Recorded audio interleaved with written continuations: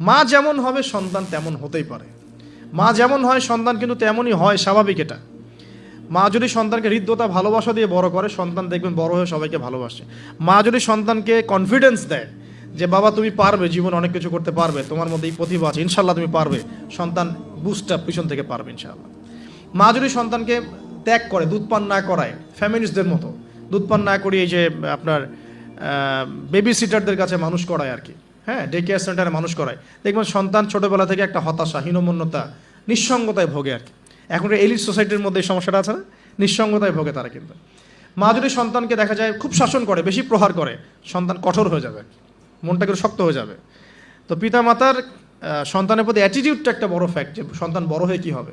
হিটলারের জীবনী পড়ে দেখেন, সে বলছে আমার পিতা আমাকে খুবই মাইর মারতো আর কি, খুবই পিটাইতো। তো বড় হয়েও শিখছে আর কি, যে পিটাইলেই কাজ হয়, যদি কিছু করতে হবে তো পিটাইলেই কাজ করতে হবে। এরপরে সে যে